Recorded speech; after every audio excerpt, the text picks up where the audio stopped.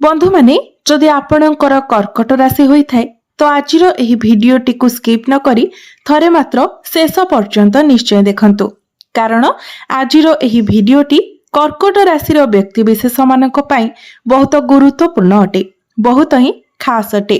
कारण एही पवित्र श्री पंचमी अर्थात सरस्वती पूजा ठारू आपणकर जीवन रे एक बहुत बड़ परिवर्तन हेबा पई जाउछि। कारण ग्रह नक्षत्र मानकर गोचर रे एक बड़ परिवर्तन हेबा पई जाउछि, जहार प्रभाव रे आपणक जीवन रे मध्य किछि विशेष घटना घटिबाकू जाउछि।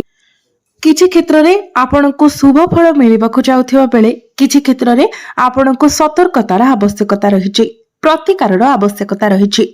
तो बंधु माने केउ सब क्षेत्र रे आपणको सफलता मिलिबाकू जाउछि एवं केउ सब क्षेत्र रे आपणको सतर्कतार आवश्यकता रहिछि, प्रतिकारर आवश्यकता रहिछि, से विषय जानिबा पई आपण माने भिडियोटी को स्किप न करी शेष पर्यंत निश्चय देखंतु एवं भिडियोटी को लाइक करी चैनलटी को सब्सक्राइब करी दियंतु। कमेंट बॉक्स रे भक्ति एवं श्रद्धार सहित जय मां सरस्वती निश्चय लिखंतु। तो बंधु माने आसंतु आरंभ करिबा आजिर एही कार्यक्रम को, जहां आपणकर जन्म राशि तथा चंद्र राशि उपरे आधारित अटे। तेबे राशि चक्रर 12 गोटी राशि मध्यरु चतुर्थ राशि हेउची कर्कट राशि एवं कर्कट राशि राष्ट्राधिपति हेउछंती चंद्रमा, जे कि प्रति 2 दिन रे निजर राशि परिवर्तन करिथांती। तेबे बंधु माने एही सरस्वती पूजार ठीक किछि दिन पूर्वरु सूर्य एवं मंगल निजर राशि परिवर्तन करिवे, जहां आपणकर जीवन रे एक नुआ मोड़ आनिबा पई जाउछि। कारण बुध एवं शुक्र मध्य निजर राशि परिवर्तन करि सारिछंती। तेबे बंधु माने मंगल आपणकर सप्तम भावरे गोचर करुथिले, किंतु 23 फेब्रुआरी ठारू मंगल आपणकर अष्टम भावकु चलन करिवे। अष्टम भावटी को कुंडली रे भलो बोली माना जाय न थाए। तेणु एही सरस्वती पूजा ठारू आपणकर टिके स्टमक रिलेटेड प्रॉब्लम देखा देई पारे। एहा व्यतीत आपणकर अष्टम भावरे राहु गोचर करुछंती एवं मंगल राहु जेतेबेले एकत्र होई जिवे तो आपणकर कुंडली रे अंगारक दोषर निर्माण हेबो। एपरि परिस्थिति रे जेतेबेले आपण बाहर को केवाडे जाउछंती तो आपणकर गोड़ खसी जिबार बहुत अधिक संभावना रहुछि। तेणु आपण जेतेबेले केवाडे जाउछंती चलाबुला करूछंती तो बहुत ध्यान रखी चलाबुला करंतु, कारण पाद खसी आपण पड़ी जाई पारंती, जहा फल रे आपण को आघात लागि पारे, नचेत आपणकर स्टमक रिलेटेड किछिटा प्रॉब्लम देखा देई पारे। एहा व्यतीत आपणकर दांत बिंधा भली समस्या, डेंटल इश्यू एवं गला संबंधित किछिटा समस्या मध्य देखा देई पारे। विद्यार्थी मानक कथा जदि कहिबा तो आपणकर पंचम भाव शिक्षा भावर अधिपति मंगल आपणकर अष्टम भाव को चली जिवे, तो मंगलंकर स्थिति सेठारे भल रहिबो नाही। तेणु शिक्षा क्षेत्र रे मध्य आपणको सावधानतार आवश्यकता रहिछि।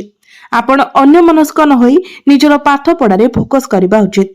जदि आपण निजर पाठ पढ़ा को ध्यान न दे अन्य जिनिस रे ध्यान दियंती तो निश्चित भाबरे पाठ पढ़ारे आपणकर व्याघात सृष्टि हेबो। किंतु जेहेतु अष्टम भावटी गभीर ज्ञानर भाव होइथाय तो एही समय आपणकर गभीर ज्ञान बढ़िबो। जो माने रिसर्च लाइन रे अछंती, जो माने एस्ट्रोलॉजी करूछंती किंबा तंत्र शिक्षा करूछंती, एही सब क्षेत्र रे सेमानकु अधिक सफलता मिलिबो।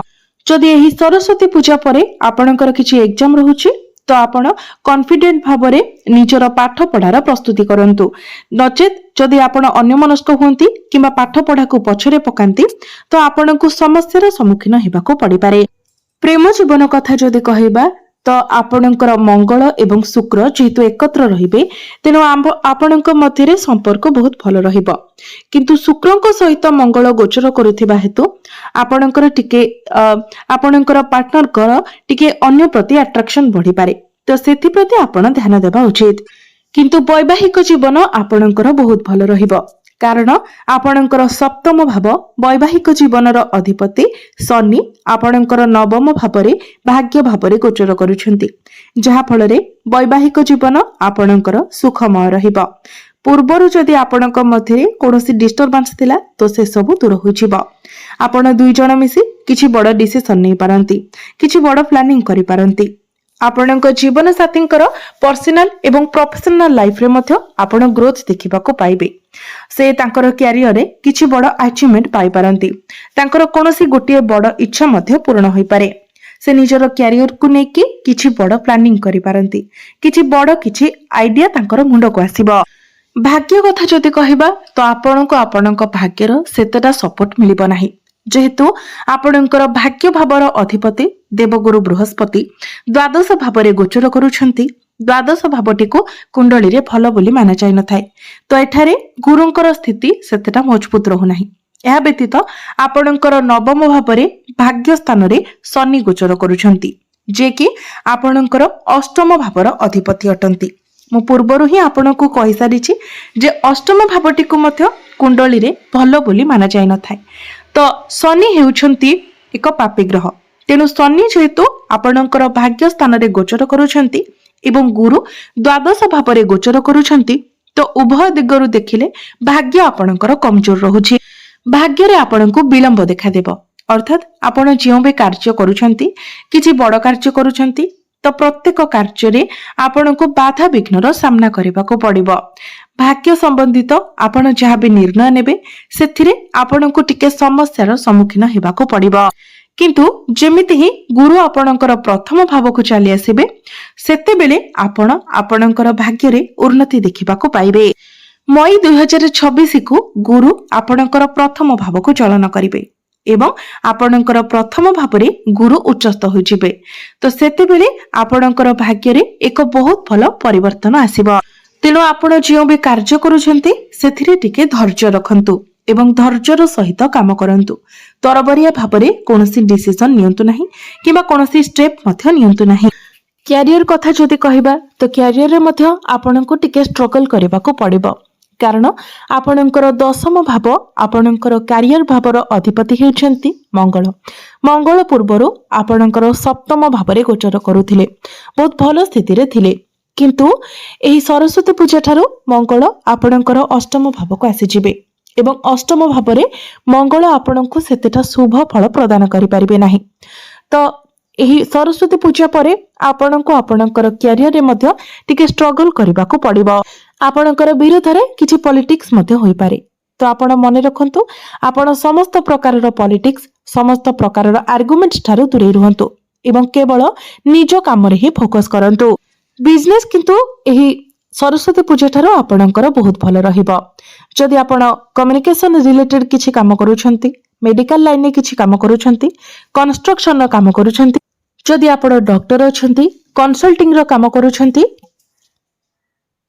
किंबा जदि आपण ऑनलाइन ले किछि भी काम करूछंती तो एई सब क्षेत्र रे आपनको बहुत अधिक सफलता मिलबा को जाउछि। एई सब थिरे आपण बहुत अधिक उन्नति करबा को जाउछंती। जदि आपण डेली इनकम रो काम करूछंती तो डेली इनकम रे मध्य आपण ग्रोथ देखिबा को पाइबे।